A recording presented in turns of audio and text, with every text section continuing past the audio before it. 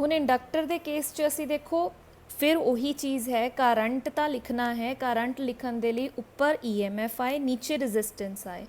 ए वाली resistance R सीगी through register. हुण इहदा मतलब जो ये ओमेगा L है, it is a resistance in case of inductor.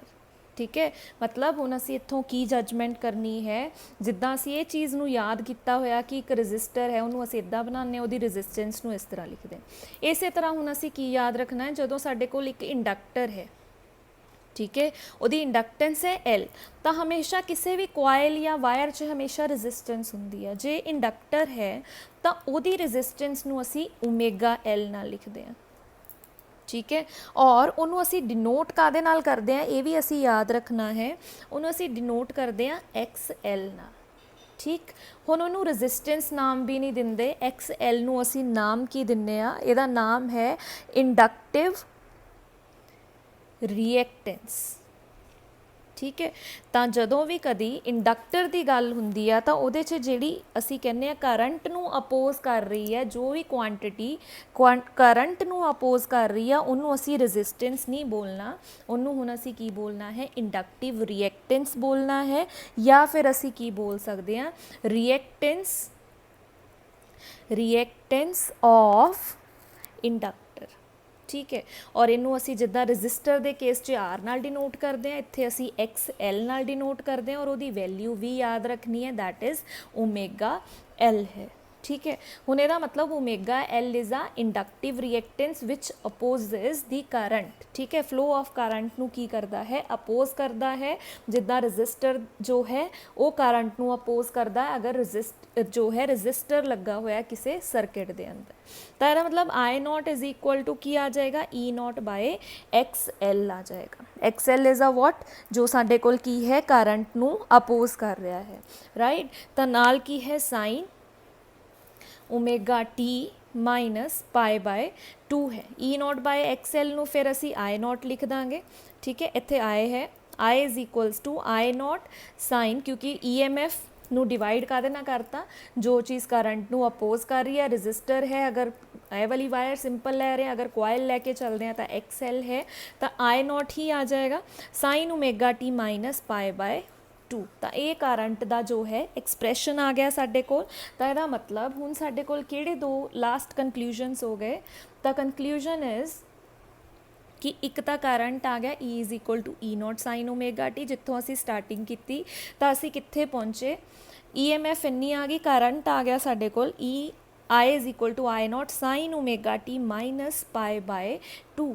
तो ये वाला एंगल जो है साडे कोल एक्सट्रा आ रहा है। हुण इनू असी किस तरह दसना है, जदों माइनस होए।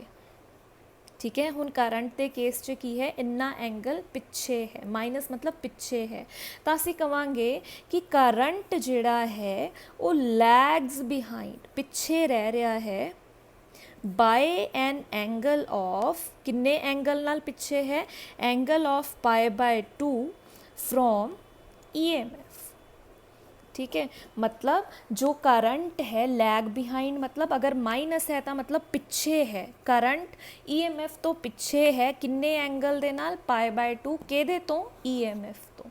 ठीक, या असी कह दिए EMF जिहड़ी है वो लीड कर रही है, leads the current by an angle of pi by 2, मतलब ये पाई बाय 2 एंगल दे नाल इहदे तो अगे है, या करंट पाई बाय 2 एंगल दे नाल इहदे तो पिछे है। तो इनू असी ग्राफिकली किस तरह दिखाना है, इस तरह करांगे, फिर वही X ते Y डायरैक्शनस लै लिया असी, EMF दी स्टैंडर्ड वही लाइन जिहड़ी असी रजिस्टर के केस च लई सी, क्योंकि एंगल कितना है ओमेगा T। ये EMF का ग्राफ हो गया। हुण करंट का किस तरह बनाइए, करंट कित्थे बनावांगे, किन्ने एंगल नाल पिछे है, पाई बाय 2 एंगल नाल पिछे है। तो मैं करंट इत्थे बना दिता, ये और इन्हां दोनों च एंगल कितना है, पाई बाय 2 है। ठीक है, ये EMF हो गई, ये हो गया करंट, दोनों दे विच कितना एंगल हो गया, पाई बाय 2, पिछे किनू रखना है, जिहदे नाल माइनस है, इहदा मतलब करंट पिछे है 90 डिग्री के एंगल नाल, किहदे तो EMF तो। तो करंट नू 90 डिग्री पिछे बना दिता EMF तो, या EMF 90 डिग्री नाल लीड कर रहा है करंट नू। ठीक, ये हो गया ग्राफ। इस तो बाद जी असी वेव फॉर्म बनानी है वो भी इस तरह ई और आई हो गया इस डायरैक्शन च उपर नीचे, इधर असी उस तरह एंगल ओमेगा टी 0 वही वैल्यूज़ असी लैके चलते हैं, π/2 है, पाए है, 3π/2 है, 2π। पहला असी EMF का स्टैंडर्ड ग्राफ जो है वही रखांगे, पाए दे विचों क्रॉस जाएगा इस तरह। ठीक है, हुण जिहड़ा चेंज आया है करंट दे ग्राफ च, करंट दा ग्राफ कुछ इस तरह जाएगा, इनू चाहे असी डॉटेड बना लीए इस तरह।